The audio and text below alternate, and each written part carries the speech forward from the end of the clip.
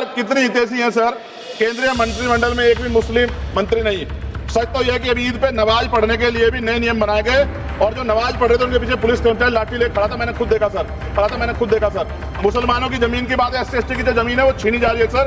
कानून से ऊपर उठकर मुसलमानों घरों पर बुलडोजर चला गया, सबने देखा। सुरक्षा की बात करते हैं, लिंचिंग की गई, मुसलमान मारे गए सर। कावड़ यात्रा में गरीबों के ठेलों पे सुप्रीम कोर्ट ने ऑर्डर किया कि नाम मत लिखवाओ, देश को मत तोड़ो। जब तक ना बदले जालिम हुकूमत का मिजाज, एहतजाज और ये तब तक रहा जब तक सर। मैं जेल में था सहारनपुर, 2 अप्रैल 2018 को आंदोलन हुआ, 13 नौजवानों ने शहीदगी दी सर। मैं उनको नमन करता हूं सर। और आज फिर 2 अप्रैल है, एक और शहीदगी की तैयारी लग रही। तो मैं उन क्रांतिकारियों को भी आज याद करता हूं जिन्होंने, मुस्लिम क्रांतिकारी जिन्होंने देश की आजादी में योगदान दिया। सर, अंदाजे जमाना कहता है कि मौजे हवा रुख बदलेंगी, अंगारों से गुलशन फूटेगा, सबनम से सरारे निकलेंगी।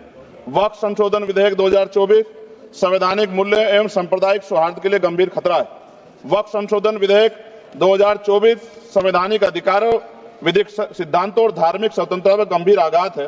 विधेयक वक्फ प्रबंधन को कुशल और प्रभावी बनाने का दावा करता है, लेकिन इसके 44 संशोधन इन वादों को पूरा करने में असफल है।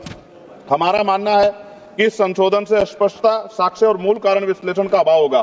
पूर्व संशोधनों का मूल्यांकन नहीं होगा, हितधारकों से परामर्श की पारदर्शिता नहीं होगी, मौलिक अधिकार का उल्लंघन होगा। Article 13, article 14, article 25, article 26, article 50, article 300 सर्वोच्च न्यायालय के निर्णय, स्थापित कानून और इस्लामी सिद्धांत और संविधान की भावना का उल्लंघन होगा। असत्य वादे बनाम वास्तविक प्रभाव, विधेयक सुधार और सशक्तिकरण का दावा करता है, लेकिन वास्तव में धार्मिक संपत्तियों के पुनः वर्गीकरण जब्ती का प्रावधान संशोधन 39A, ऐतिहासिक मस्जिदों, कब्रिस्तानों को सरकारी संपत्ति घोषित करना, जिससे सांप्रदायिक तनाव पैदा हो सकता है। जिलाधिकारी को अत्यधिक अधिकार प्राप्त करना संशोधन 4B, जिलाधिकारी सर सरकार के होते हैं, वो सरकार के हिसाब से काम होते हैं। यहाँ जितने MP बैठे हैं विपक्ष के, इनसे पूछ के देखो कि इनके जिले में क्या हाल है। इनका जिलाधिकारी सुनता नहीं सुनता, MP बैठे हैं, पूछ के देखो विपक्ष के, आपको पता लग जाएगा। सर, धार्मिक विशेषज्ञता या समुदाय की सलाह के बिना निर्णयों से संपत्ति विवाद और विश्वास की कमी उत्पन्न होगी।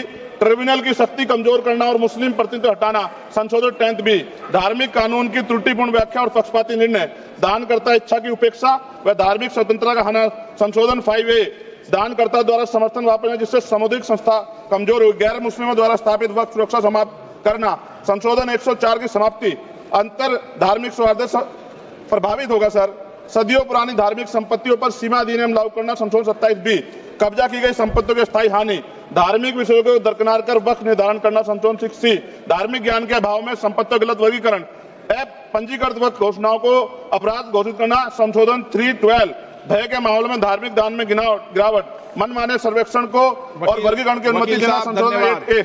धन्यवाद वकील साहब। सर, अभी पूरा दो जाने दो। सारी धाराएं पढ़ दोगे आप तो? सर, 2 मिनट में खत्म करूंगा और ये इंपॉर्टेंट है सर, मौका दीजिए सर। बिना जवाबदेही के बड़े पैमाने पर वक्फ संपत्तियों का पुनः वर्गीकरण, प्रशासनिक भ्रम और प्रभावशीलता को नुकसान पहुंचाना संशोधन 12D, कानूनी विवादों और कुप्रबंधन को वक्फ बोर्डों की विश्वसनीयता का नुकसान, अस्पष्ट आधारों पर राज्य द्वारा वक्फ बोर्ड को भंग करने का अधिकार संशोधन 3C, राज्य के व्यापक विरोध प्रदर्शन धार्मिक लक्ष्य का लक्ष्य, सार्वजनिक हित के नाम पर वक्फ प्रशासन पर पूर्ण नियंत्रण संशोधन 37C2, व्यापक स्तर पर शांति विरोध प्रदर्शन, कानून व्यवस्था की गंभीर स्थिति।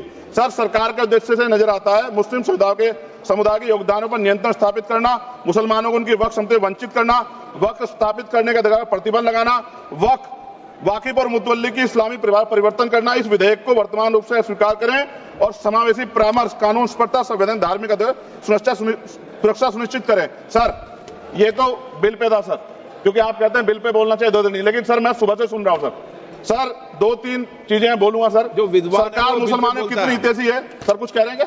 जो विद्वान होता है वो बिल पे बोलता है। सर, बस खत्म कर रहा हूं। सरकार कितनी हितैषी है सर। केंद्रीय मंत्रिमंडल में एक भी मुस्लिम मंत्री नहीं।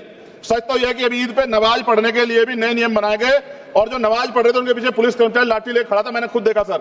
अगर सरकार इतनी देर सच्चर कमेटी की रिपोर्ट पर चर्चा कराएगी, बिल्किस बानो के आरोपियों का जेल से बाहर आने के बाद स्वागत किया गया सर। मुसलमानों की जमीन की बात है, SC/ST की जो जमीन है वो छीनी जा रही है सर। कानून से ऊपर उठकर मुसलमानों घरों पर बुलडोजर चला गया, सबने देखा। सुरक्षा की बात करते हैं, लिंचिंग की गई, मुसलमान मारे गए सर। कावड़ यात्रा में गरीबों के ठेलों पे सुप्रीम कोर्ट ने ऑर्डर किया कि नाम मत लिखवाओ, देश को मत तोड़ो। अंत में सर बात निकली है तो दूर तक जाएगी। पार्टी सरकार के नेता यात्रा निकाल के कहते हैं मुसलमानों को भगाओ, और कहीं एक मुस्लिम MP पिछली बार सर उनको क्या क्या शब्द निकले, कोई निंदा नहीं हुई सर।